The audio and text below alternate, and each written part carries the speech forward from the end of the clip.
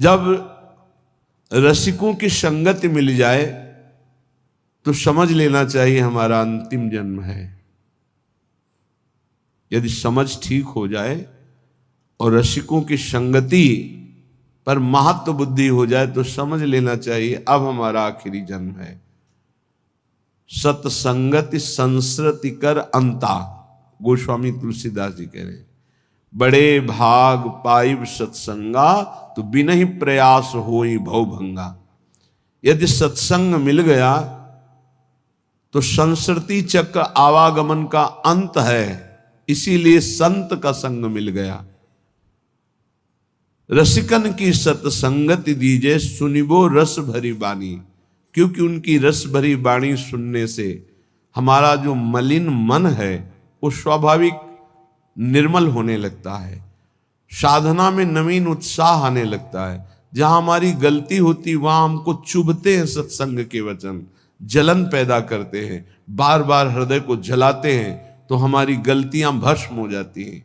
गलतियों का, अपराध का जो पाप का दंड मिलना था वो सब नष्ट हो जाता है और पुनः गलती होने की संभावना नहीं रह जाती। ऐसा प्रायश्चित होता है सत्संग सुनने से। कुंजन को नित डोली बो दीजय, दीजो भोर बुहारी, मिलबे की ही माही चटपटी, प्रीति ही ये अति भारी। प्रियाजू, ऐसी कृपा कर दो कि हमारा देहाभिमान गलित हो जाए। रोज मैं सोहनी लेकर के सार्वजनिक स्थलों पर सोहनी लगाऊं, सार्वजनिक, जहां हमारा सेवा का भाव देह भाव को गलित करता है। परिक्रमा मार्ग है जहां बहुत से लोग एकत्रित होते हैं, जहां बहुत से लोग आ जा रहे हैं, वहां की सफाई, ये बहुत बड़ी सेवा धाम की है सोहनी सेवा। पर वो देहाभिमान ऐसे लाभ को नहीं लेने देता। एक आदमी करोड़ों रुपए का दान करे और एक आदमी जहां से सब लोग निकलते हैं, बैठते हैं, उठते हैं, ऐसी जगह सोहनी लगा दे, उसकी समानता नहीं कर सकता सोहनी लगाने वाले की समानता, क्योंकि उसके अंदर कहीं ना कहीं रहेगा कि मैं 1 करोड़ दान किया है। लेकिन जो सोहनी लगा रहा है उसको रोना आएगा, दैन्यता आएगी, रज उड़ेगी, उसके शरीर में लगेगी, सारे पाप नष्ट होंगे। ये रज ब्रह्मेश्वर आदि शुद्ध रूह पदारविंद की है, प्रियाजू की रज है, चरण रज। ये आपके हृदय को प्रेम प्रकाशित करने में बिल्कुल निर्मल कर देगी, योग्य बना देगी। अगर धाम आए हो तो कहीं भी 4 हाथ सोहनी जरूर लगा दो, तुम्हारा सौभाग्य होगा। यहां गंदगी मत फैलाओ, ये प्रियाजू का महल है। यहां जो भूल चूक से गंदगी फैला देते हैं उसको साफ कर दो, बड़ी कृपा होगी आपके ऊपर, बड़ी कृपा होगी यदि ऐसा आप करेंगे। पर वो देहाभिमान नहीं करने देता, धूल लग जाएगी।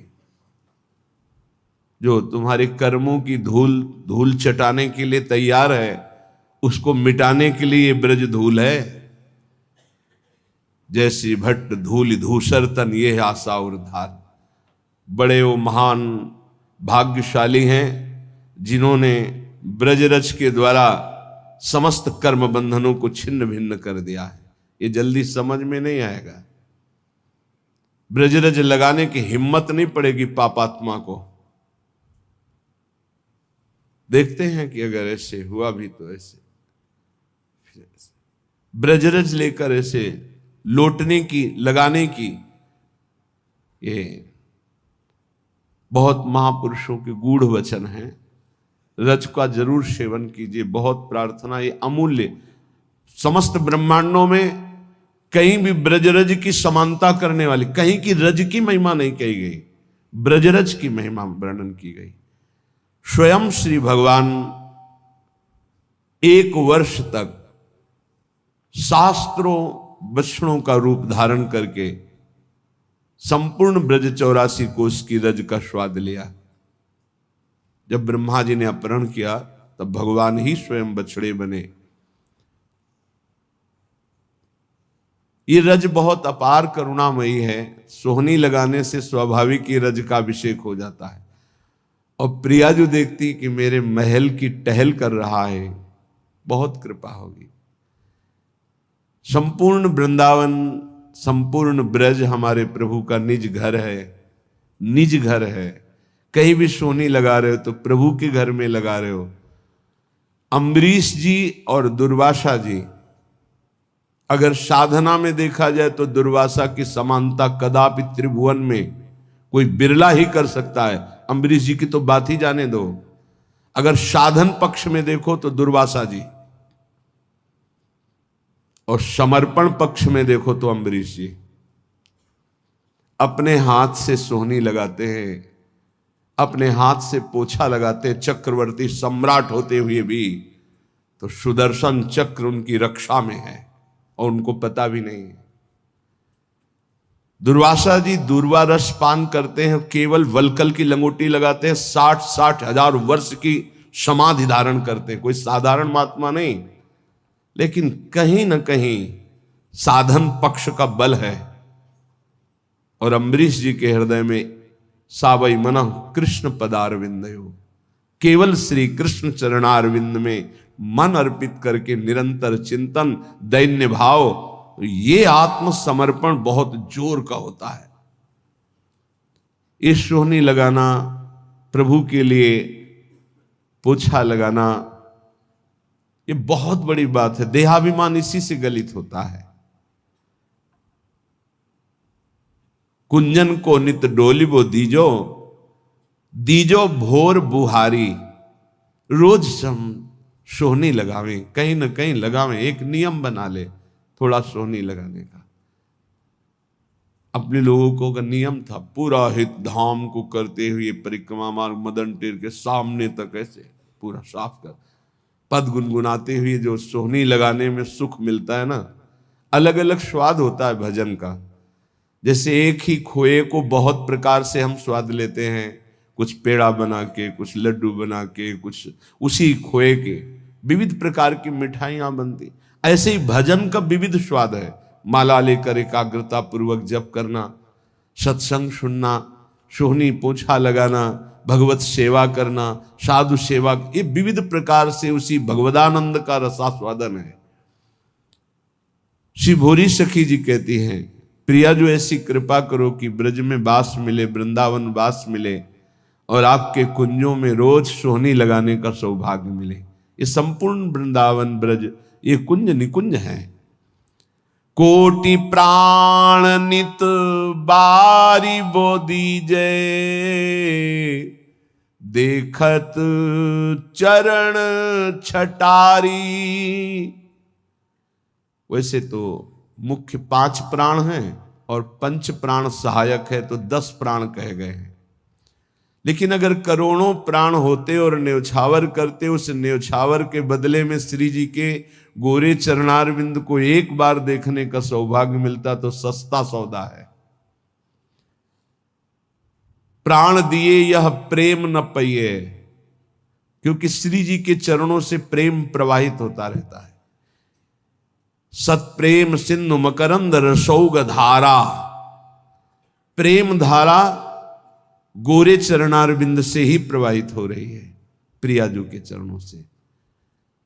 लालजू का प्रेम ही प्रियाजू है। इसलिए एक रसिक महान पुरुष ने कहा कि श्री कृष्ण का प्रेम बिना प्रियाजू की कृपा के मिल ही नहीं सकता।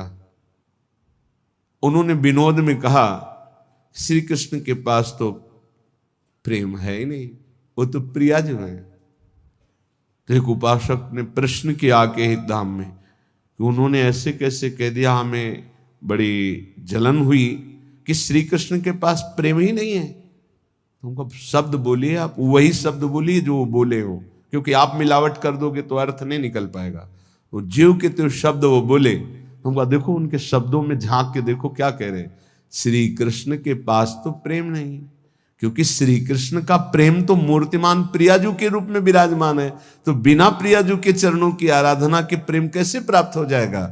क्योंकि प्रेम रूप तो सांद्रानंद घन प्रेम मूर्ति किशोरी, ललित रंगीली गाइए ताते प्रेम रंग रस पाइए। प्रिया जो कोई और थोड़ी है, लालजू के हृदय का प्रेम जब रूप धारण किया तो लाडली जू के रूप में हुआ। कोटि प्राण नित बारी बो दीजे, देखत चरण छटारी। जैसे जो केवल श्री कृष्ण उपासना में अभी प्रवेश नहीं पाए हैं पर भक्ति करते हैं, वो जब सुनते हैं कि लालजू मोर मुकुट पधराते हैं श्री जी के चरणों में, तो हमने देखा वो चूंकि अभी प्रारंभ है उनकी भक्ति का, तो भगवान ऐसा कैसे कर सकते, भगवान कैसे ऐसा कर सकते। ठीक है, लेकिन प्रियाजू तो लालजू तो भगवान है ना, भगवान ऐसे। यही है तुम्हारी प्रारंभिक दशा जिससे तुम नहीं जान पा रहे। अरे वो सेन नाई के लिए राजा के चरण चापने पहुंच गए, वो अपने भक्त के लिए सारथी बने बैठे हैं, वो अपने भक्त की मल भरी लंगोटी धो रहे हैं, वो प्रियाजू के चरणों में महावर लगावे तो कोई आश्चर्य की बात है। अरे प्रेम समुद्र प्रभु अपने प्रेम का दुलार कर रहे हैं, तुम्हें आश्चर्य लग रहा है।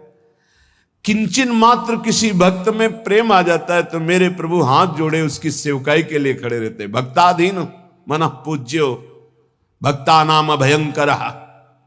कैसे कैसे समझोगे? थोड़ी सी प्रीति आ जाए तो जहां मेरा भक्त चरण रखो वहां रखूं मैं हाथ, पीछे पीछे मैं फिरूं, कभी न छाड़ू साथ, फिर वो प्रियाजू के चरणों में माथा रख दे, कौन आश्चर्य की बात है। नंददास प्रभु छवि बिलोकत प्रीति के प्रतिपाल, चापत चरण मोहन लाल। कोटि प्राण नित बारी बो दीजे, देखत चरण छटारी। इतनी आस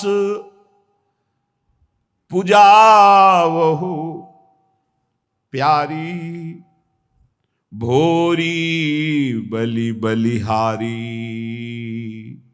दीजे मोहि ऐसो बास ब्रज माही, जुगल नाम को भजन निरंतर, और कदम बन छाही। दीजो मोहि ऐसो बास ब्रज माही। हे प्यारी जू, ऐसी मेरी आशा है और आप अत्यंत कृपालुता दयालुता की समुद्र हो, मेरी आस पूरी करो। मैं आपके गोरे चरणारविंद को देख पाऊं, आपकी परिचर्या में रहूं, युगल नाम जप करूं और वृंदावन की वीथियों में आपका सुमिरन करते हुए, नेत्रों से आंसू बहाते हुए, रज अभिषिक्त होकर अपना जीवन व्यतीत करूं। श्रीपाद प्रबोधानंद जी महाराज कह रहे हैं, भाई बहुत भोग लिया है, बहुत जन्म भोग लिए हैं, एक बार मेरी प्रार्थना मान लो तो आज तक तुम्हें जो शांति और विश्राम नहीं मिला वो मिल जाएगा। भ्रातर भोगा सुभुक्ता का इहि न भवता नापि संसार मध्य। ए भाई, तुम्हें पता नहीं कि तुमने क्या क्या भोगा है, बहुत कुछ भोग लिया है, सब भोग लिए हैं। कागभूषुंडी जी को भगवत प्रसाद से शास्त्रों जन्म की स्मृति है। शास्त्रों जन्म क्या, शास्त्रों युगों की स्मृति है। कई बार उनके सामने कलयुग आ चुका, कितनी बार चतुर्युगी व्यतीत हो गई। वो कह रहे हैं गरुण जी महाराज से कि सत्य कहता हूं हे पक्षीराज हरिवाहन, आपके सामने सत्य कहता हूं, कोई ऐसा कर्म नहीं जो मैंने किया ना हो, कोई ऐसा भोग नहीं जो मैंने भोगा ना हो, लेकिन आज मुझे जो भगवान की स्मृति में सुख मिल रहा है वो किसी में सुख नहीं मिला। सब कुछ करके देख, वो अनेक जन्मों की स्मृति से सब देख रहे हैं, सकल कर्म कर थके गोसाई, सुखी न भयो आज की। आज जो मैं भगवान श्री राम की पावन चर्चा करता हूं, उनका नाम जप करता हूं, उनके ध्यान में मगन रहता हूं, इससे बड़ा सुख मुझे किसी भी साधन में, किसी भी भोग में, किसी भी कर्म में नहीं मिला है। श्रीपाद कह रहे हैं, भ्रातर भोगा सुभक्ता, खूब भोग भोग लिए, तुम्हें याद नहीं है। जैसे कई बार हमने स्मृति दिलाई कि 9 महीने मां के गर्भ में इसी जन्म में रहे, कुछ याद है? 1% भी याद है तुम्हें? ज्यादा समय नहीं हुआ, कोई 50 वर्ष, कोई 40 वर्ष, कोई 30 वर्ष, 25 वर्ष, ऐसे सब बैठे हो। आप विचार करके देखो कि ज्यादा लंबा समय नहीं गया, इसी जन्म की बात है। कि आपको याद है कि मां के गर्भ में तुमने क्या दुख भोगा? 100 में 1% याद है? नहीं याद है। फिर पीछे जन्म की क्या जानोगे? ना भवता ना पे संसार मध्य, इस जगत में ना तुम कभी सुखी हुए हो, ना सुखी हो पाओगे यदि भजन नहीं करोगे। देखो, जब बच्चापन तो सिखाया जाता है खूब बढ़िया पढ़ो लिखो, धन कमाओ, ऐसे योग्य बनो, बढ़िया है। कभी अध्यात्म नहीं सिखाया, कभी नाम जप नहीं सिखाया, कभी ये बैठ के नहीं सिखाया कि बड़ों का आदर कैसे किया जाता है, कभी ये नहीं सिखाया कि मनुष्य जीवन का लक्ष्य क्या है। अब वो पढ़ाई लिखाई में गए, व्यसन सीख गए, व्यभिचार सीख गए, अच्छी नौकरियां पाई, पैसे हैं, और फिर घर में आकर के उन बूढ़े माता पिता को जो चलने लायक नहीं है, दरवाजा बंद करके वैसी दुर्दशा करते, मारते हैं, पूछो मत। जब ये दृश्य देखने को मिलते हैं ना, तब लगता है भगवान कृपा करो इन माता पिता को जो अपने बच्चों को शिक्षा नहीं दे रहे हैं कि धर्म किसे कहते। तुम समझते हो ये धन कमाने लायक बन जाएंगे तो तुम्हें सुखी करेंगे, ऐसे जैसे जानवर को मारते हैं ना क्रूर कर्मा लोग, ऐसे बूढ़ी माता को मारते हैं, पिता को मारते हैं, पूछो मत। तब लगता है ये जानवर पैदा हुए हैं, ये मनुष्य रूप में पशु पैदा हुए हैं। पशु क्या, राक्षस है। मानहि मातु पिता नहीं देवा, साधुन ते करवावें सेवा, जिनके ये आचरण भवानी, भगवान शंकर कहते निश्चर सम जानो प्राणी। निश्चर कहते राक्षस को, वो राक्षस है। तुम अपने संतानों को राक्षस मत बनाओ। ये जो केवल तुम मात पिता बाल कहीं बुलावे, उदर भरे सोई जतन सिखावे, तुम राक्षस बनाने की चेष्टा कर रहे हो। बहुत सज्जन बेटा एक आया था अभी 2-4 दिन के अंतर्गत एकांतिक में, उसने कहा मेरी माँ कहती कि तुम्हारा मोबाइल तोड़ देंगे यदि तुमने सत्संग सुना। मेरा बाप कहता है कि तुमको हमारी कसम है यदि वृंदावन गए। यही बच्चे जब सतमार्ग से विमुख हो जाएंगे और शराब पीकर घर आएंगे, तब तुम्हारी पूजा करेंगे, तब तुम्हें अपनी कसम ध्यान आएगी कि अगर ये वृंदावन जाता, साधु समागम करता, तो आज लातों से न मारता। आज ये मेरी दुर्दशा न कर। चीख रहा है, क्या है? भ्रातर भोगा सुभुक्ता, भुगतोगे। ये जो कर रहे हो कर्म में भुगतोगे। तुम्हारे बेटा बेटी देख रहे हैं कि बुढ़े के साथ कैसा तुम कर रहे हो, वही इंतजाम तुम्हारे लिए रहेगा, वही इंतजाम, उससे बढ़ के ब्याज सहित। चिंता मत करो। इसलिए हम सबसे प्रार्थना करते हैं, ये कर्म भूमि है, जो बीज बोओगे वही फल काटोगे। आज देखने में लग रहा है कि माता पिता के साथ बड़ा अन्याय हो रहा है, लेकिन सत्य पूछो तो ये उनके कर्म का फल उनको देखने को मिल रहा है। न कभी राम बोले, न कृष्ण बोले, न हरि बोले, पूरा जीवन केवल इसी में लगाया, तो देख परिणाम। जिनके लिए जीवन लगाया वही तेरा जीवन लेने के लिए तत्पर हो रहा है, वो वही तेरा नाश कर रहा है। जिसको तूने सजाया वही तुझे दंड दे रहा है। क्यों? भगवान का विरोधी भाव रखने वाला कभी सुखी नहीं हो सकता। हनुमान जी महाराज रावण को कहते, हाथ जोड़कर विनती करता हूं राम जी की विमुखता का त्याग कर दे, नहीं शंकर साहस विष्णु अज तो ही सकहि न राख राम कर द्रोही। मैं सभा में कह रहा हूं, ये हजारों हजारों ये भगवत स्वरूप महापुरुष भी तेरी रक्षा नहीं कर पाएंगे। तेरा विनाश हो जाएगा यदि तू भगवान से विमुख रहेगा। हे भ्रातर भोगा सुभुक्ता की न इव भवता नापि संसार मध्य, संसार के बीच में तूने क्या क्या नहीं किया, बहुत से पाप किए, बहुत से भोग भोगे, अब बुद्धि ठिकाने लगा लो, सावधान हो जाओ। अभी सब मिटा सकते हो, सब गलतियां मिटा सकते हो, अभी बहुत अच्छे बन सकते हो, अभी भगवत प्राप्ति कर सकते हो। पूरा जीवन गलती करता रहा, जामिल अंतिम में नारायण निकल गया तो भगवत प्राप्त हो गया। अपना पता नहीं कब अंतिम, अब सुधार लो। अगर हमारी आवाज आपके कान में पहुंच रही है, चाहे ऐसे समक्ष बैठे हुए या यूट्यूब में, आपके माता पिता कैसे भी हो, हमारी प्रार्थना है यदि वो वयोवृद्ध हैं, चलने फिरने में असमर्थ हैं, तो पहले समझ लो उनकी बुद्धि भ्रष्ट हो गई है।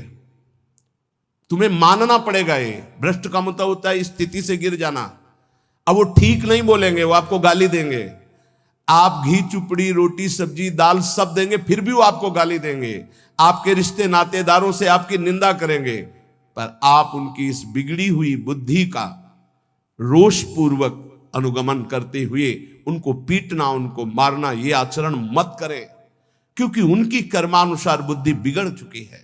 अब अपने कर्म आप मत बिगाड़िए, वो आपके भगवान हैं, सच्ची मानिए उनमें भगवान बैठे हुए हैं। ऐसे असमर्थ माता पिता को भगवान की तरह दुलार करोगे तो तुम सदैव श्री संपन्न रहोगे, लक्ष्मी तुम्हारे घर से नहीं जाएगी।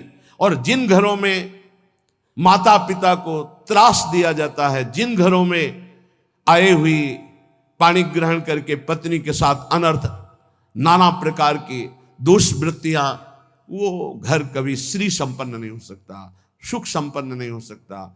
आप सत्संग सुनने आए हो, इसी का सुधार करना चाहिए। माता पिता आपके साथ क्या व्यवहार कर रहे हैं बिल्कुल मत देखो, ये मान लो कि ये पागल है, उनकी बातें मत सुनो। तुमका अपना कर्तव्य दे, तुम्हारा क्या कर्तव्य, हमको केवल अपना कर्तव्य देखना। हमें बहुत कष्ट होता है जब ये बात देखते हैं कि बूढ़े असमर्थ माता पिता के साथ ऐसा व्यवहार, तब लगता है ये कलेजा है इसका हृदय है कि भगवान ने पत्थर की रचना की इसके हृदय में। अरे और कौन, जिसने 9 महीने गर्भ में रखा, जिसने अपने रक्त का दूध बनाकर तुम्हें पिलाया, जिसने तुम्हारे मल मूत्र साफ किया, आज तुम हाथी जैसे जवान हो तो लात मारते हो, डंडा मारते हो, उनको गाली देते हो। चिंता मत करो, तुम्हारे लिए ब्याज सहित व्यवस्था है, ब्याज सहित दंड मिलेगा।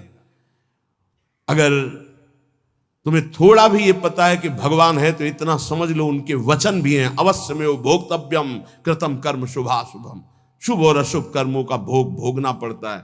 फिर माता पिता ये तो साक्षात भगवान है, इनके प्रति ऐसा ये कुछ भी बोले। हमने देखा है वयोवृद्ध आदमी की बुद्धि पतित हो जाती। पतित अगर जीवन भर भजन नहीं किया ना, तो पतित का मतलब होता है स्थिति से गिर जाना, भ्रष्ट होने का मतलब होता है गिर जाना। अब उसको जो बोलना चाहिए वो नहीं बोल पाएगा। उस समय हमको क्रोध नहीं करना कि हम तो इतना खवाते पिलाते हैं, ये हमारी निंदा करते हैं। ये हम बहुत गूढ़ बात आपको कह रहे हैं। जिसने अपने माता पिता की सेवा कर ली, उसने भगवान को प्रसन्न कर लिया। उनके नाराज रहने पर, उनके गाली देने पर, उनके तिरस्कार करने पर भी। पर हमारी प्रार्थना है, हम जो शब्द कह रहे हैं उसे ध्यान से सुनिए। जो माता पिता असमर्थ हो चुके हैं, चलने फिरने लायक नहीं है, उनके वर्ताव और उनकी कटु वचनों पर ध्यान न दिया जाए, उन्हें भगवान की तरह पूजन करके उनकी सेवा की जाए। जितने दिन जिए खूब मेहनत करके कमाओ, उनको खाओ पियो, कपड़ा लत्ता, सुखपूर्वक जीवन, तो तुम्हारा लोक और परलोक दोनों बन जाएगा। ये शब्द हम शर्त इसलिए रखते हैं कि जो माता पिता अपने कर्तव्य का पालन करना नहीं जानते हैं और अभी चल फिर रहे हैं, मनमानी आचरण करते हैं, गंदे विचारों का पोषण करते हैं, पोषण करने वालों का शोषण करते हैं, ऐसे माता पिता के लिए नहीं कह रहे। हम उन असमर्थ माता पिता के लिए कह रहे हैं कि जिनकी वास्तविक बुद्धि बिगड़ चुकी है, शरीर सेवा में समर्थ स्वयं नहीं रह गया है। अब हमारा कर्तव्य बनता है वो गाली दे, वो पड़े पड़े हगे, तो भी हमें उनकी सेवा करनी चाहिए। निश्चित भगवान प्रसन्न हो जाएंगे, निश्चित। हमने आपको कई बार उदाहरण में बताया है महाभारत का प्रसंग। एक महात्मा कश्यप नाम के थे, तो एक वृक्ष के नीचे बैठे ध्यानस्थ थे। जब एक बगुली बीट कर दिया तो ऐसे माथे से गिरा, तो ऐसे देखा और रोष पूर्वक देखा तो भस्म हो गई, आग लग गई और जलकर राख होकर गिर गई। उनको लगा मेरी तपस्या बहुत पावरफुल हो गई। एक घर में गए, एक शामदेह, एक साध्वी भगवत भावपरायण पति को भगवान मानने वाली पतिव्रता देवी निकली, प्रणाम किया, ब्राह्मण कुछ क्षण रुकिए, अभी मैं आपको भोग लाई। जे ही वो घर गई तो दूसरे दरवाजे से उसके पति आ गए। बिल्कुल ध्यान से सुना, अपने पति को साक्षात भगवान मानना, अपने पति की ही आराधना में तन्मय रहना, ये पातिव्रत बड़ा महान धर्म है। इसी से भगवान शंकर ब्रह्मा और विष्णु को 6-6 महीने के बालक अनसुईया जी ने बना दिया था। लेकिन ये बहुत दुर्लभ बात है जो अपने देह को पावन करके एक पति को समर्पित करके आजीवन वो देवी, ये भारत यति और सतियों का देश है। धर्म की यहाँ जय जयकार सदैव होती रही, होती रहेगी। हाँ, थोड़ा कम ज्यादा अंतर पड़ता रहेगा। अब आज क्या धर्म को समझे जो बॉयफ्रेंड गर्लफ्रेंड ये दलित दुराएं दिमाग में बैठ गई है, ये क्या समझेंगे कि धर्म किसे कहते, पातिव्रत धर्म किसे कहते, एक पत्नी व्रत किसे कहते हैं, जिसका पाणी ग्रहण किया, आजीवन निर्वाह किया। अब वो पति सेवा में पति को बैठालना, उनको जल पिलाना, फिर इसके बाद कहा भगवान आपके घर में एक अतिथि भगवान उस दरवाजे पर आए, आदेश हो तो मैं उनका स्वागत करूं, भिक्षा दे दूं। कहा तत्काल जाइए, तत्काल जाइए। वो कुछ फल फूल अन्न आदि लेके गए। आप इतना विलंब क्यों किया? वो तो उस रोष में थे कि हमारा तप बढ़ चुका है, मैंने बगुली के देखा था वो भस्म हो गई। तो उनका भगवान शांत शांत, विलंब का कारण, मैं एक पतिव्रता हूं, मेरे प्रभु मेरे पतिदेव आए, मैं उनको आसन दिया, जल पिलाया, फिर उनकी अनुमति से आपको देने आई हूं। उनका तुमने हमको ऐसा वैसा महात्मा समझ लिया क्या? तो उसने कहा महाराज तुम्हारे उस वृक्ष की बगुली नहीं हूं कि तुम्हारे देखने से भस्म हो जाऊंगी। मैं एक पतिव्रता हूं जो बैठे बैठे तीनों लोकों का दर्शन कर रही हूं अपने पातिव्रत धर्म के व्रत से। बहुत बड़ा बल होता है पातिव्रत धर्म में, ये कोई खिलवाड़ नहीं है। गृहस्थी कोई साधारण धर्म नहीं, आप लोग जिसे बिल्कुल अवहेलना कर रहे हैं कि हम तो गृहस्थ हैं, हम तो विषयी हैं। अरे भगवान के अंश हो, तुम जहां हो वहीं से भगवत प्राप्ति कर सकते हो, इतनी सामर्थ्य आप में है।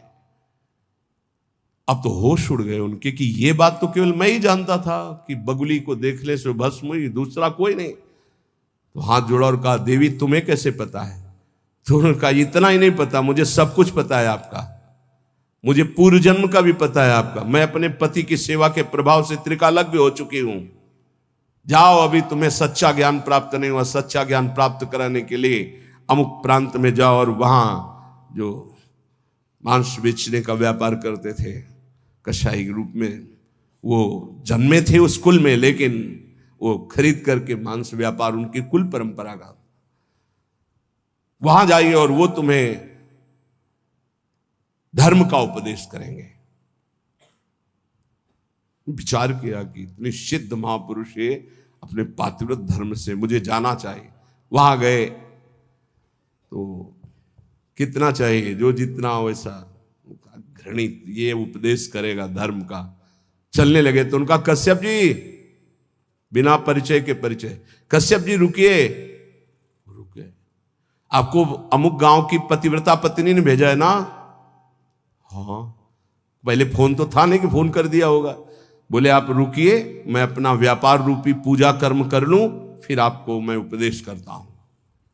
आश्चर्यचकित हो गए, इतना मलिन कार्य करने वाला और त्रिकालज्ञ है, ये भी बिना परिचय के परिचय जानता है, और वो पत्नी ने क्या कहा ये मुझे कैसे?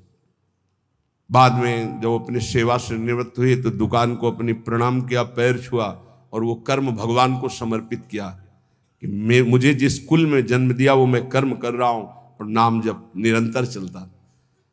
उन्होंने कहा पहले तो मैं पूछना चाहता हूं आप इतना निंदनीय कर्म क्यों करते हैं? तो उनका है मेरी कुल परंपरा से चल रहा है। फिर तुमको इतना पवित्र ज्ञान कैसे हो गया तीनों काल का?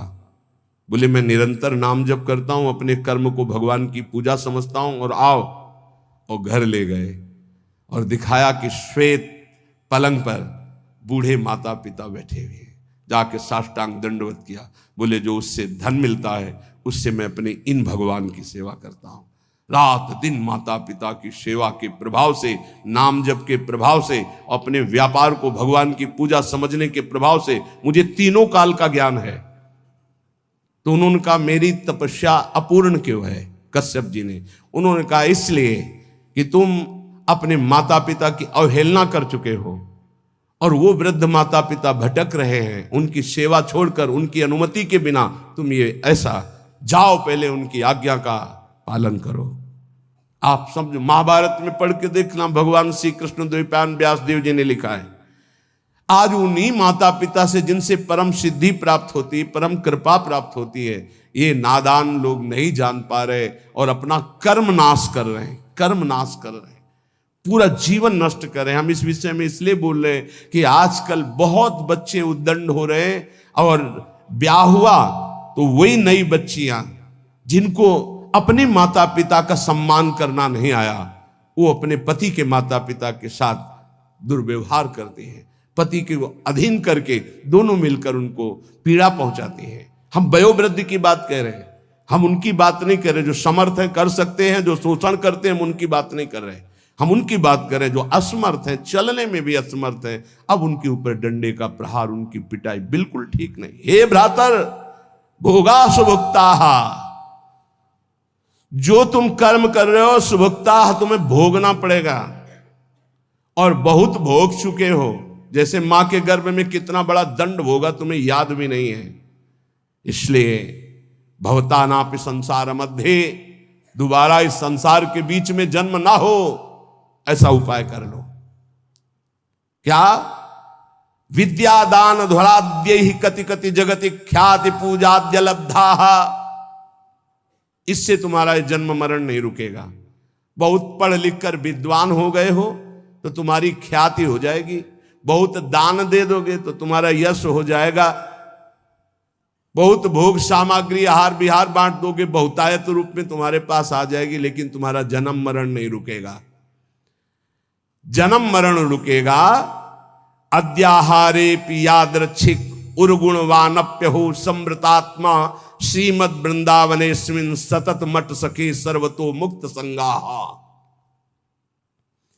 आहार विहार की चिंता छोड़ दो, योगक्षेमम वहाम्यहम का ठेका भगवान लेते हैं। अपने कर्तव्य का धर्म पूर्वक पालन करो, धन की चिंता मत करो।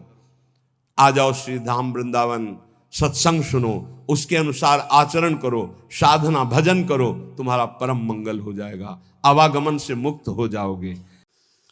ऐसा दृढ़ निश्चय करो कि चाहे कितना सुंदर पदार्थ हो, चाहे कितना सुंदर रूप हो, चाहे कितनी महिमा हो, प्रभु के रूप, प्रभु के नाम, प्रभु की लीला धाम, ये अविनाशी है, ये विनाशी, ये कितने दिन टिकेगा? वो धनुर्दास जी का एक चरित्र आता है, वो अपने पत्नी के रूप में बड़े आसक्त थे।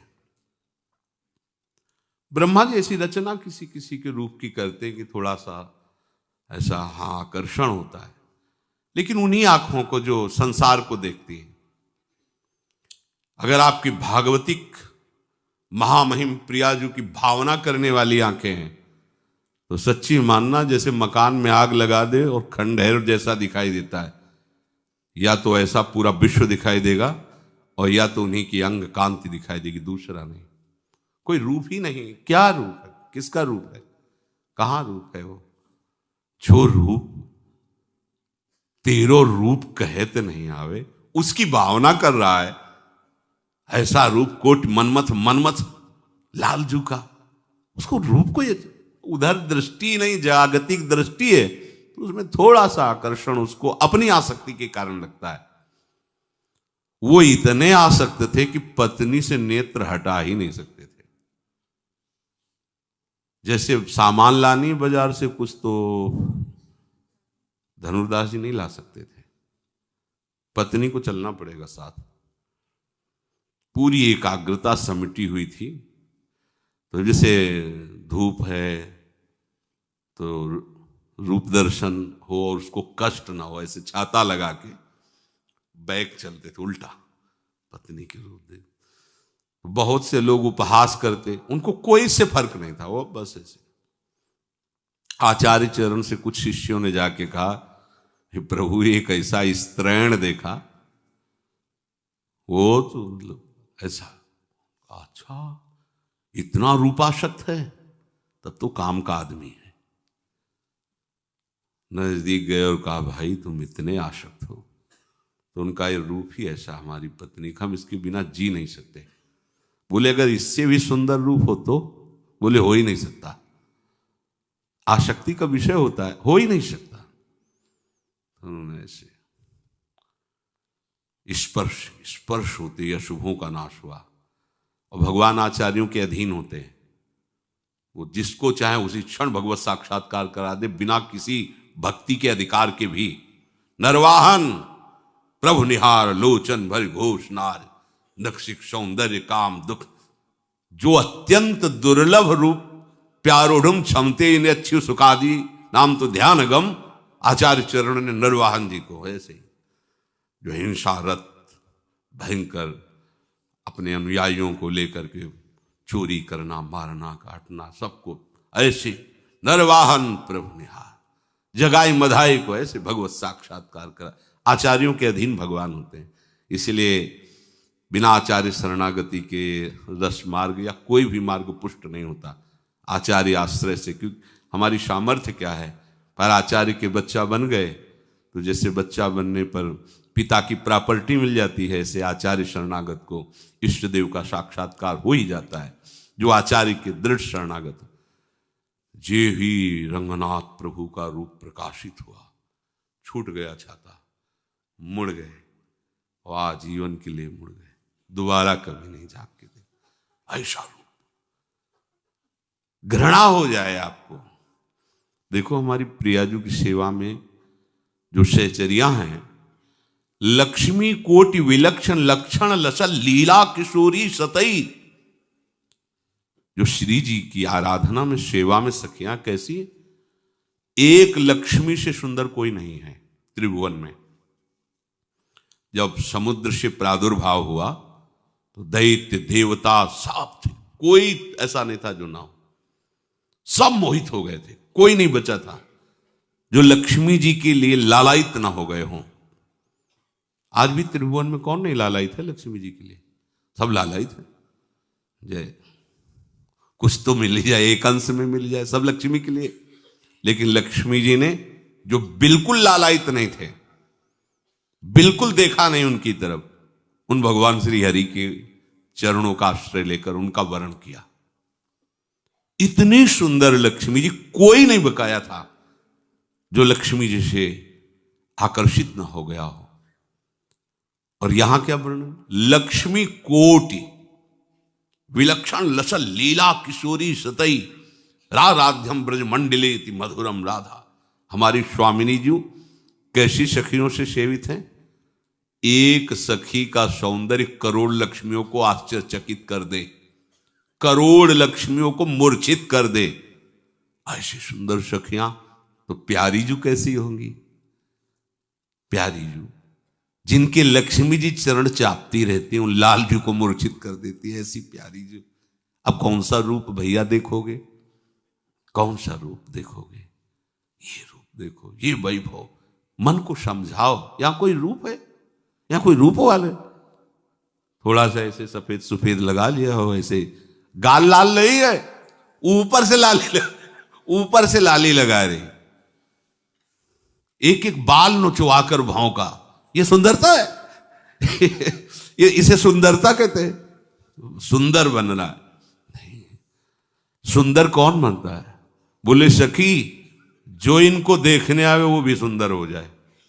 आप देखो, प्रभु का भजन करके देखो, आपका हृदय सुंदर, आपकी वाणी सुंदर, आपका दर्शन करने के लिए हजारों लोग, आपका दर्शन। क्यों? क्योंकि आपके अंदर सुंदरता की राशि, किशोरी किशोर का नाम चल रहा है, किशोरी किशोर का चिंतन चल रहा है। बड़े बड़े सब उनके दर्शन करने आते। तो दर्शन किसका करने आते हैं? उस सौंदर्य की जो राशि है, उनकी आराधना की, इसलिए उनका दर्शन कर। ये रूप कोई पांच भौतिक रूप कोई सुंदर है? ये रमणीयता जो तुम्हें दिखाई दे रही है, सुख जो तुम्हें दिखाई दे रहा है, ये मायाकृत आकर्षण है। रमणीयता देखनी तो प्रभु में देखो, सुख देखना है तो प्रभु में देखो। तो तुम अपने मन को या तो राग पूर्वक इधर लगाओ और या दोष पूर्वक उधर देखो, उधर से हटाओ, कहीं भी गुण नहीं, वास्तविक कहीं गुण नहीं। मन को दोष देखने पर ही हट सकता है। जहां जहां कई बार सुनाया है, तो राजकुमारी को देख करके एक साधारण कार्य, राजकीय कार्य करने वाले कि लड़के का मन आसक्त हो गया, और कहीं ऊपर छत में देखा रूप तो आसक्त हो गया, और उसको तो खाना पीना सब अच्छा नहीं लगने लगा।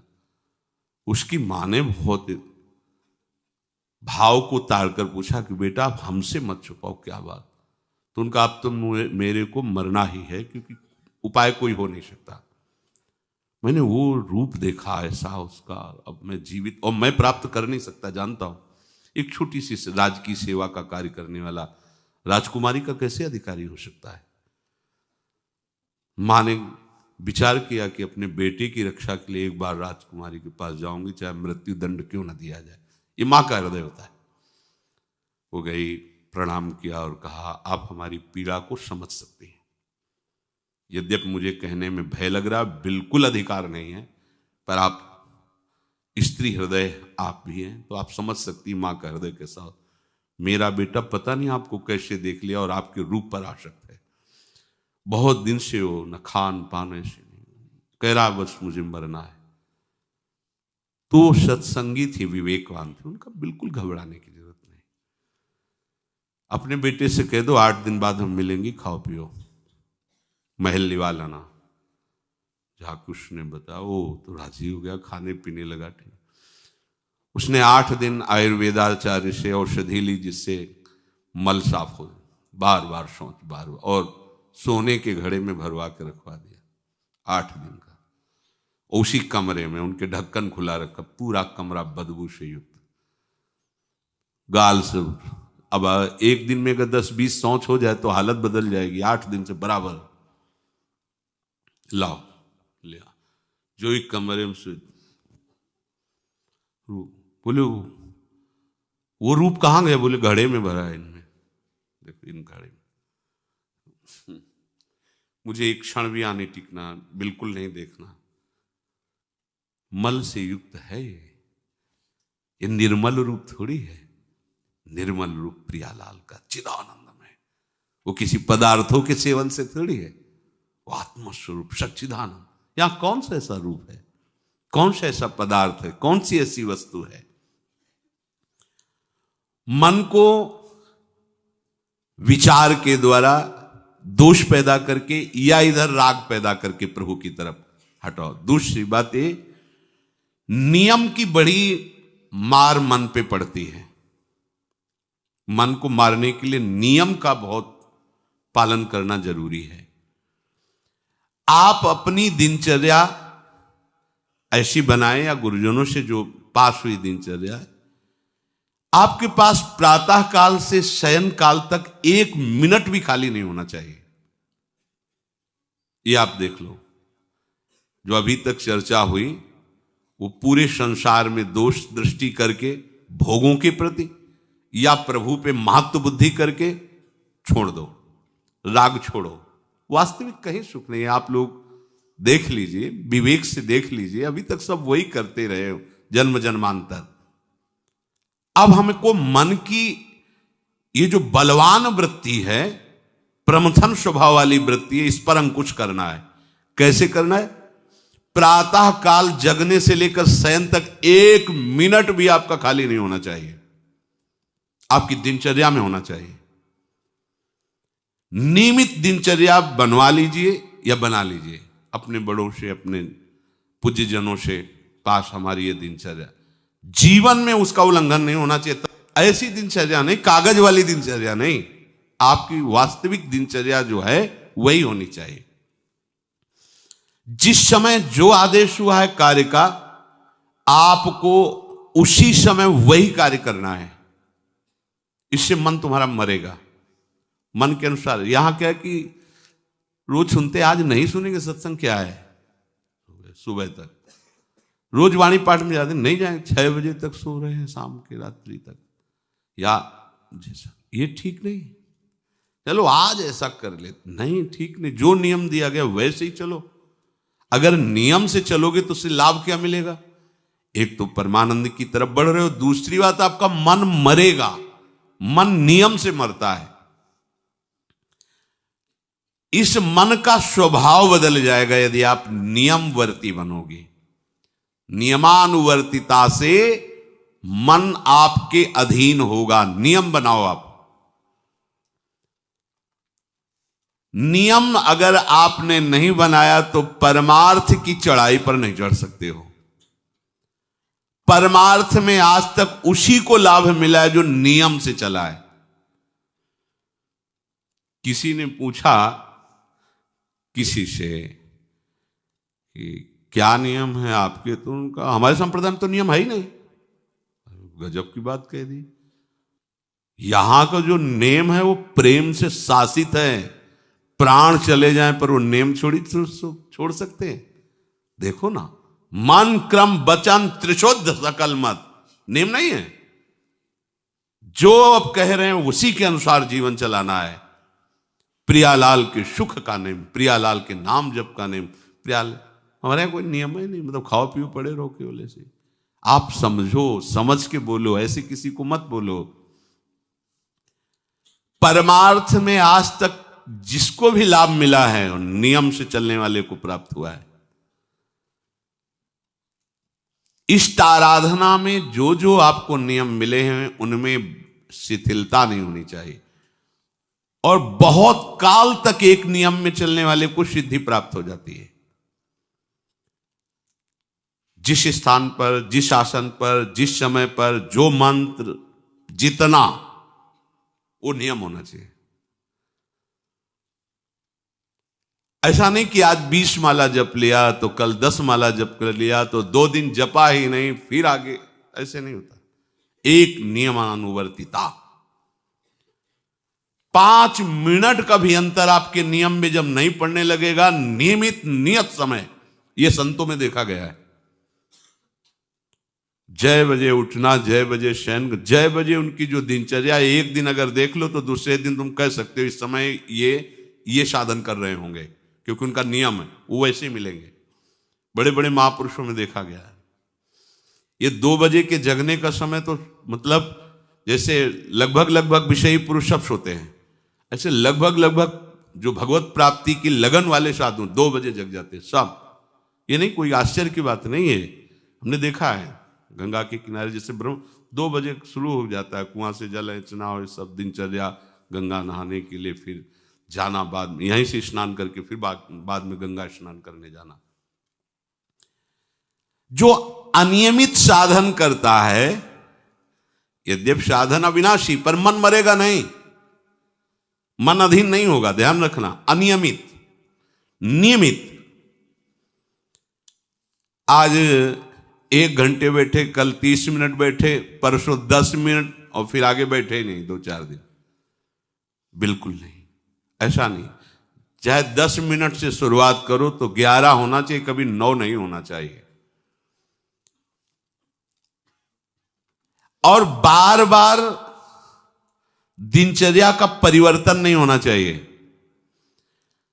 मंत्र का परिवर्तन नहीं होना चाहिए, नाम का परिवर्तन नहीं होना चाहिए। खाने पीने का, शयन का, जगने का बिल्कुल नियत समय होना चाहिए मन को वश में करने के लिए। ये जो लोग ने कि जब जहां जैसे आया चिड़िया की तरह चुनते रहते हैं, कुछ लोगों को तो देखा है, यहां तो थोड़ा शासन है। सत्संग में भी बोतल खोली, एक घूंट ऐसे थोड़ी थोड़ी देर पर, अरे मर थोड़ी जाओगे, अमृत बरस रहा है, भगवत चर्चा, उसका पान करो। चिड़िया की तरह कभी ऐसे जेब में डाले, वो रंगीन पुड़ियों नहीं होती ऐसे थैली, वो निकाला, भुजिया चवा, 2 पानी, ऐसे मर थोड़ी जाओगे। एक बार भोजन डाल दो, प्राण पोषण होता रहेगा। एक बार नहीं, 2 बार से, इसके बाद ज्यादा ये नहीं होना चाहिए। थोड़ा ये पाया, थोड़ा वो पाया, थोड़ा प्रसाद में मिले प्रणाम कर लिया, जरा चख लिया, रख लिया, और जब प्रसाद पाएंगे तब पा लिया। बार बार खान पान से भजन में विक्षेप पहुंचता है। अगर मन को मारना है, भगवत प्राप्ति करना है, तो खान पान का समय, शयन का समय, शयन का समय मानो आप 9 बजे से 2 बजे तक, 9 बजे आप सैया पर होना चाहिए। 2 बजे आप सैया छोड़ ही दो, नींद आई हो या ना आई हो, इससे कोई मतलब नहीं। नियम सो नियम, ये नहीं आज रात में नींद नहीं आई तो आज सो लेते, नहीं, उठो तुरंत आपकी दिनचर्या। अपने लोगों ने अभ्यास जब किया ना, तो उसमें ये नहीं कि जग के विचार करना है कि उठना है। जे ही घड़ी पर दृष्टि गई, आज तक भगवत कृपा से कभी अलार्म नहीं लगाया, बचपन से लेके अभी तक। मिले ही नहीं घड़ी तो अलार्म क्या लगाए, गंगा के लिए घड़ी लेके कौन घड़ी देगा, गरीब किसानों के। एक समय निश्चित 5-10 मिनट के अंतर की बात नहीं कहते, तुरंत वस्त्र हटाओ, तुरंत। ये नहीं कि ओढ़ के ध्यान करेंगे, वो ध्यान नहीं होगा, वो सो जाओगे। वो पहले अगर सर्दी के समय हटा दिया, ऐसे खुले बैठो, ठंडी लगेगी। अब नाम जप करो जितनी देर तुम्हारा नियम हो, नहीं तो चलो अपना शौच स्नान पवित्रता, फिर उस शयन वाले आसन पे न बैठे। अगर फिर नहा धो करके बैठ जाओगे तो एक नींद पूरी और हो जाएगी उसमें। और प्राय लोग यही करते ना कि पहले तो बोले नहाने धोने की जरूरत नहीं, नाम जप कर लेंगे, उसी में बैठे। ओढ़ के अगर बैठ गए तो सूर्य उदय हो गए, कितने नाम जपा उनको खुद पता नहीं, क्योंकि वो कम्बल की उसमें, या नहा के जल्दी से ओढ़ के बैठ गए फिर सो गए। ऐसे साधना नहीं होती। स्नान करने के बाद फिर आसन में बैठ कर बहुत साधारण अवस्था, ऐसा नहीं कि खूब गरम गरम कम्बल ऐसे ओढ़, नहीं, ठंडी लगनी चाहिए, शांत बैठ, आंख खुली। ध्यान नहीं करना चाहिए, आंतरिक ध्यान करो। आंख मूंद ली ना तो सुषुप्ति में पहुंच जाओगे। ध्यान पूर्वक ऐसे, जैसे चातक स्वाति की बूंद को निहारता है। भागवत में आया कि कैसे सुरता होना चाहिए, वक्ता के प्रति चातक दृष्टि से देखते हुए एक एक शब्द श्रवण इंद्री से वो पान कर रहा है, ऐसे शांत तो एकदम देखते हुए ऐसे पान। श्रुता सोई परम सुजान, सुनत चित रति करे। आपके वस्त्र पहनने का ढंग, चलने का ढंग, बोलने का ढंग सात्विक होना चाहिए। सोमवार को अमुक रंग का, मंगल को अमुक रंग का, बृहस्पति को अमुक रंग का, ऐसे ऐसे। चलने की भी अलग अलग स्टाइल, अलग अलग से डालना। कब अगर भगवत प्राप्ति करनी है तो सात्विक चाल हो, सात्विक भाषा हो, सात्विक वस्त्र हो। इनका भी बहुत प्रभाव पड़ता है, वस्त्रों का भी प्रभाव पड़ता है, चाल का भी प्रभाव होता है। अभिमान की चाल देखना, छाती में हड्डी हड्डी पर फैला के चल रहे मानो सूरवीर है। हाँ, जांघ में मांस नहीं है, केवल पैंट दिखाई दे रहा है, बात ऐसा अभिमान है, ऐसे टांग चला मानो। ये सब नहीं, सात्विक वृत्ति से चलो, सात्विक कपड़े पहनो। ऐसा नहीं कि अब लाल ही पहनना है तो अमुक कंपनी का आना चाहिए, लाल रंग का या पीले रंग का। कितने का स्वेटर, बोले 1,70,000 का है। अपना जीवन सात्विक हो, सात्विक वस्त्र भी वस्त्राभूषण, और हमारा चलना भी सात्विक हो, हमारा बोलना भी सात्विक होना चाहिए। अब इसके बाद उपासक को देखो, ये तो नियमावर्तिता हुई। अपने मन के ऊपर हर समय दृष्टि रखनी। उपासक शब्द इसीलिए है, विषयी पुरुष नहीं रख सकता। उपासक को हर समय मन पर दृष्टि रखना है। क्या सोच रहा है, ऐसा क्यों सोच लिया इसने, ऐसा क्यों ये प्रेरणा आई, क्या हमारा भोजन गलत हुआ, क्या संग गलत हुआ, क्या हुआ, पूरी जांच हो रही।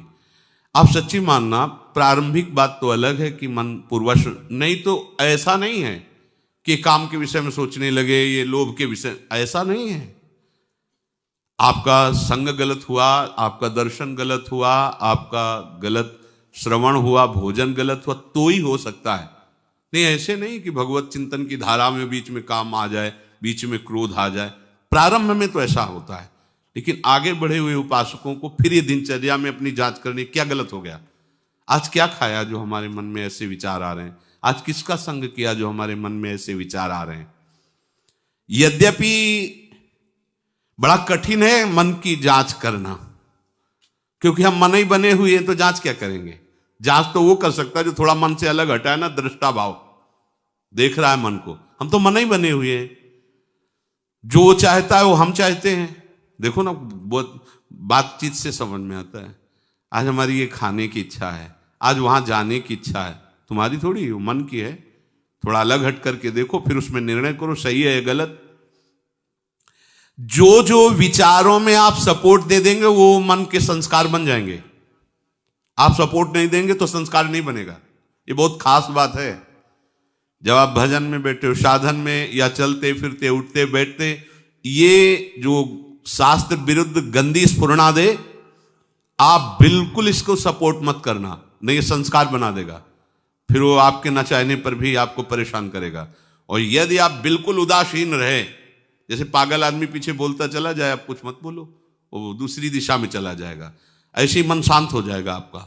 ये आपको फेंकता, आप परेशान मत होना, ये फेंकता रहेगा जो उसने जमा किया है, फिर शांत हो जाएगा, फिर नष्ट हो जाएगा, उसका विषय स्फुरण नष्ट हो जाएगा। अगर कहीं मन भगवत संबंधी सलाह दे तो उसको दुलार करना चाहिए, सराहना कर, वाह आज आपने बहुत सुंदर बात। मन आपको कभी कभी अच्छी सलाह दे, और जहां आपको बुरी सलाह देने लगे तो फिर उसको धिक्कार दो कि प्रभु से बढ़कर तुमको ये लगा, प्रभु के नाम रूप से बढ़कर लगा। अंदर होना चाहिए, बाहर भले मत। ऐसे हो गए ना, वो सुधरने लगेगा। बस ये अच्छे से ध्यान रखो, जब ये गलत प्रेरणा करे तो या तो एकदम उदासीन, और या फिर इसको डांट लगा दो, प्रभु की तरफ चलना है, क्या गंदी बात अंदर। नहीं नहीं, अभ्यास से मन असत कार्यों को छोड़कर भगवत कार्यों में लगने लगेगा। धीरे धीरे जब इसको स्वाद मिलेगा तो पूरा का पूरा ये आपके अधीन होने लगेगा। ऐसा नहीं है कि मन वश में नहीं, मन वश में की वश की बात, मन की ताकत नहीं होती कि विषयों में चला जाए। आप करके तो देखो भजन, नहीं ऐसा होता तो पूरा जीवन बर्बाद हो जाए। फिर वो मन ही वश में नहीं होता फिर क्या, नहीं ऐसा नहीं। पूरे जीवन को पढ़ा है। साधु की सबसे बड़ी पढ़ाई मन की होती है, वो मन को पढ़ता है, पूरे जीवन मन को पढ़ा है उसने, देखा है मन अब क्या परिवर्तन, अब क्या परिवर्तन, अब क्या स्थिति, अब क्या स्थिति। सच्ची मानिए, एक दिन मन मनमोहन बनकर के अनुभव करा देता है। कहीं और अनुभव नहीं होता, इसी में अनुभव होता है। निहाल कर देता है, धन्य धन्य कर देता है। बस इसके असत वासनाओं, असत चेष्टाओं, असत स्फुरणाओं का आप साथ न दें तो ये आपसे अलग हो नहीं सकता, ये भगवदानंद में डुबो देगा। इसे अधिक से अधिक भगवत चर्चा सुनाओ, इसे अधिक से अधिक प्रभु की छवि के दर्शन कराओ। देखो, भरो, मन में भरो, खूब भगवत चर्चा करो। प्रभु की श्री विग्रह, आप जिस कमरे में शयन करते हो उस कमरे में कहीं भी कोई सांसारिकता नहीं होनी चाहिए। परिवार की फोटो या किसी अन्य आकर्षणकारी वैभवशाली की फोटो, ऐसा नहीं। या कोई अपने आराध्य देव गुरुदेव संत भगवान, एक से एक भगवत प्रेमी महात्मा, उनकी संतों की छवि, प्रियालाल की छवि, जिधर दृष्टि जाए भगवत स्मृति में लगा दे। उठते बैठते अपना तो कमरा अंदर से ऐसा ही होना चाहिए, पूरे कमरे में नाम लिख लो, राधा राधा राधा वल्लभ श्री राधा राधा राधा राधा, या लिखी हुई टांग, बहुत आपको लाभ मिलेगा। जिधर अब राधा राधा राधा, अखंड स्मृति। और उस जो आपका वास्तविक साधन कक्ष हो, शयन कक्ष हो, अगर ऐसा हो जाए तो बहुत बढ़िया है। अन्य का प्रवेश ना हो, कोई भी हो, सदगुरुदेव की शिवा, आराध्य देव की शिवा, उसका आप देखना, इसका बहुत बड़ा प्रभाव होता है। कई बार इस बात का अनुभव हुआ कि जैसे बाहर मन विक्षिप्त हो गया किसी बात से, किसी उपासक से, और जे भी एकदम जैसे एकदम बदल गए व्यक्ति, और भजन बड़ी तीव्रता से होने, क्योंकि वहां परमाणु भजन के वो भागवती कक्ष होता है। इसके लिए भाई जी ने भी सावधान किया, अगर ऐसा हो जाए तो, मान लो असुविधा है तो कोई बात नहीं, अगर ऐसा हो जाए कि भगवत मार्ग के पथिक का जो वास स्थल है, जहां वो शयन करता है, बैठता है, उसमें सांसारिक पुरुषों का प्रवेश ना हो। इसलिए हो सकता शब्द लगाए गए, एक ही परिवार में रहते हो, आप ऐसा झगड़ा करोगे कि हमारे कमरे में ना जाए कोई रिश्ते नातेदार या अन्य परिवार के सदस्य, कठिन हो जाएगा। अगर हो सकता हो तो भगवत प्रेमी महात्मा के सिवा, भगवत भजन करने वाले के सिवा प्रवेश न हो, तो आप देखोगे उस कमरे में ऐसी परमाणु आ जाएगी कि आपका मन वहां प्रवेश करते ही भजन में लगने लगेगा, बड़ी शांति का अनुभव होगा। इसे खूब भगवत चर्चा सुनाओ, भगवत चर्चा करो और भगवत श्री विग्रह के दर्शन कराओ, बड़ा लाभ मिलता है। जैसे आप जहां शयन कर रहे हो, सामने अगर अपने आराध्य देव की छवि हो ना, बार बार बार बार दर्शन का शौक, और कभी कभी तन्मयता एकाग्रता करते हुए अगर शयन कर जाओ तो स्वप्न में वही छवि के दर्शन करते हुए पाया जाता है। एकाग्रता का बड़ा महत्व है। अगर आप नाम में एकाग्र करके सो जाओ तो आप देखो जगते समय आपकी वही नाम चलता मिलेगा। मन के कहने में कभी अपने आप को मत फंसाओ। मन लोभी, मन लालची, मन चंचल, मन चोर, मन के मत चलिए नहीं, ये पल पल में कुछ और, ये भटकाता रहता है। जब तक ये प्रभु की तरफ आपको प्रेरित ना करे तब तक इसको अपना दुश्मन मानकर इसका विरोध ही करते रहिएगा।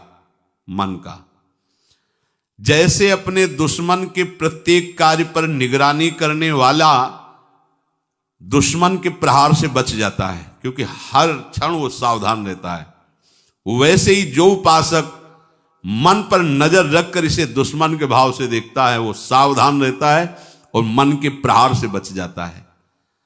जहां कहीं ये उल्टा आपको ले जाने के लिए करे, बस इसकी सुनना नहीं, बिल्कुल इसके विरोध में हो जाना। ये बड़ा बलवान है पर तुमसे बड़ा नहीं, ध्यान रखना, ये तुम ही से बलवान है, तुम ही से खा पी के तुम्ही को पटकेगा अगर इसके अनुकूल रहे। और अगर आप अपने, तो ये इसकी ताकत नहीं आपको गिरा दे, क्योंकि बिना सपोर्ट के आपके कुछ नहीं कर सकता। पक्का आप सपोर्ट मत कीजिए, ये आपका कुछ नहीं बिगाड़ेगा, पर इसका स्वभाव है कि एक क्षण में अपने अनुकूल कर लेना। जहां दिखाया कि हम आपको ऐसा सुख प्रदान करेंगे, जल रहे हो ना, अभी आनंदित हो जाओगे तो आप दस्तखत कर दोगे, जी बस वो ले गया। आपके दस्तखत के बिना कुछ नहीं कर सकता। कई बार इससे उपासक को हारना होगा, क्योंकि बताया नहीं वो दस्तखत करवा लेगा, पर तुम साहस मत छोड़ना इसके परास्त करने का। सैकड़ों बार ये हराता है। सच्चा उपासक वही है कि गिर करके, हार करके भी उसको हराने का उत्साह न छोड़े। ये हरा देता है, बहुत बार हरा देता है, क्योंकि पूर्वाभ्यासी बहुत दांव पेच जानता है, हमको अपने अधीन किए रहता। कई बार तो ऐसे ढंग से हराता है कि समझे नहीं आता कि मुझे हरा रहा था क्या। जब हार गए तब लगता है हाँ हार तो गए, इसका मतलब हमको हरा रहा था। हिम्मत मत हारना, जीत तुम्हारी होगी, क्योंकि तुम प्रभु के सीधे अंश हो और ये तुम्हारी ताकत से बलवान हो रहा है। दृढ़ता से लड़ो तो दिन दिन तुम्हारा बल बढ़ेगा और मन का बल घटेगा, और यदि इसका सपोर्ट करते रहोगे तो इसका बल बढ़ेगा, तुम्हारा घटेगा। तुम इस पर जिस दिन विजयी हो गए तो ये मन न रहकर श्री कृष्ण हो जाएगा। पर ध्यान रखना, ये बहुत चतुर है, ये कभी डरवाएगा तुमको फिर अपने अधीन करेगा, ऐसा ही होता है।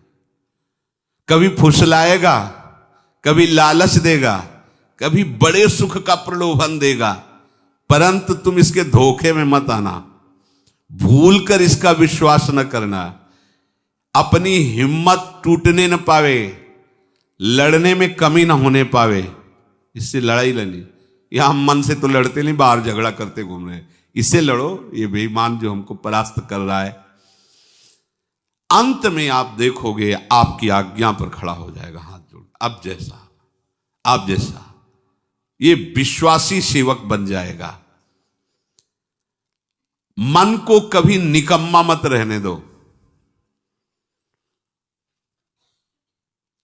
अब तो सब हो गया, बाणी पाठ भी हो गया सब। 3 घंटे तो कोई बात है नहीं, 3:30 बजे शाम के जाना है। 3 घंटे में वो इतना मसाला एकत्रित कर देगा कि 3 महीने में तुम सत्संग के द्वारा उतना सामग्री नहीं एकत्रित कर पाओगे उसको हराने के लिए। बहुत चतुर है, इसको खाली मत रहना। एक आदमी ने भूत सिद्ध किया, भूत सिद्ध हो गया। भूत ने कहा कि काम बताओ हमें, अमुक काम, एक क्षण में कराया। और बताओ, और क्या बताएं? बोले काम नहीं बताओगे तो उठा पटक देंगे तुम्हें, हम तुम्हें मार देंगे हम। वो जो भूत सिद्ध करने के लिए मंत्र दिया था, वो गुरु के पास गया, बोले महाराज वो तो कह रहा मार डालेंगे अगर काम नहीं बताओगे। ठीक है, एक लंबा बांस खड़ा कर दिया और कहा इस भूत को आदेश करो, इस पे उतरो चढ़ो, जब तक हम कोई काम ना बताएं तो यही तुम्हारे ऊपर का। बस ऐसे ही मन भूत है, उठा पटक देगा आपको किसी न किसी विषय में। इसको काम बताओ, क्या? राधे श्याम राधे श्याम राधे श्याम, चढ़ते उतरते रहो, इसे नाम में चलते रहो। जब और कोई काम होगा तो बताएंगे, चलो सेवा कर लो, बाड़ी पाठ कर लो, नहीं है ना, राधे श्याम राधे श्याम राधे श्याम। पक्का समझो भूत है, मार देगा तुम्हें। अगर राधे श्याम रूपी बांस में इसे चढ़ाओगे, उतारोगे नहीं तो पटक देगा किसी न किसी विषय में, फिर छाती जलेगी, दिमाग खराब होगा, डिप्रेशन में पहुंच जाओगे। ये ऐसे ऐसे कर्म करवा देता है कि लगता है अब भी इसकी जरूरत है।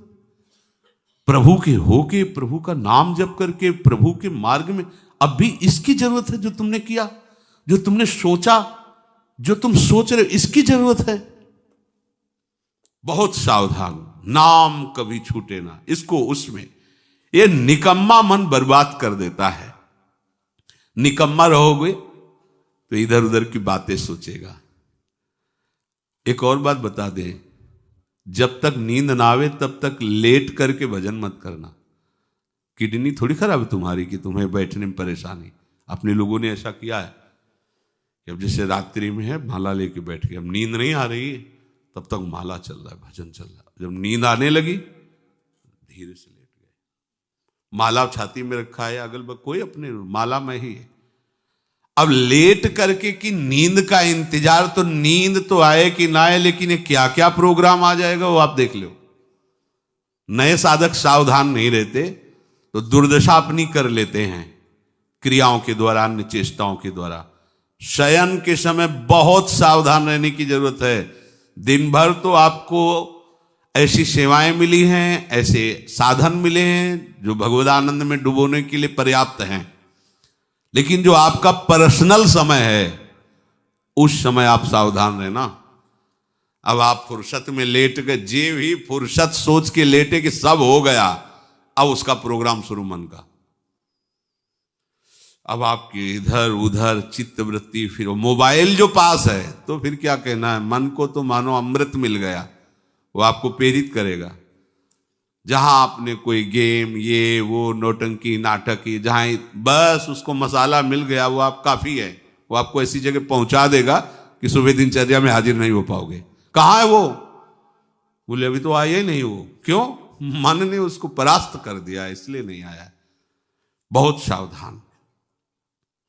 ये निकम्मा रहेगा तो बुरी बुरी बातें सोचेगा। खास बात है, दिन भर सावधान रह सकते हो माना, लेकिन शयन के समय जब आप अपनी सैया पे गए, अब होश ठिकाने रखो, बिल्कुल सावधान।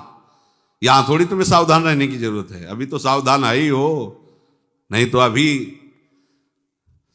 खड़े हो, तुम्हारे पितर तक तृप्त हो जाएंगे अभी है। लेकिन कमरे में सिटकिनी बंद, अब शयन के लिए गए, अब होश में, यही होश खो जाते हैं। ध्यान रखना, मन आपसे ऐसी चेष्टाएं कराएगा, क्रियाएं कराएगा, ऐसा दर्शन कराएगा, ऐसा सोचवाएगा, पूरे दिन की साधना को मटिया पलेट कर देगा, पोछा लगा देगा। हमारी प्रार्थना मान लेना, जब तक नींद ना आवे तब तक सोने के लिए आप लेटना नहीं। यदि जवान साधक हो, माला हाथ में, ऐसे दोनों हाथ कब्जे में है, जवान से नाम या मंत्र अंदर। अब थक गए, सो गए तो ऐसे सो जाओ, आपकी शैया परम पवित्र है। अगर घंटा 2 घंटा इंतजार नींद का, तो पक्का वो भ्रष्ट करा के रखेगा, पक्का। हमारी बात लिख लो। सावधान, शयन के समय हर उपासक सावधान। उस समय विशेष आवश्यकता आपको भजन की है, क्योंकि वो एकांत है और आपके ऊपर उस समय मन को हावी होने का अवसर मिल गया। इसलिए सावधान, सत्संग को सुना जाए, मनन किया जाए और आचरण में उतारा जाए, और इस भूत को हर समय नाम रूपी बांस पे चढ़ाते उतारे। राधे श्याम, राधा वल्लभ श्री हरिवंश, राधा वल्लभ श्री हरिवंश।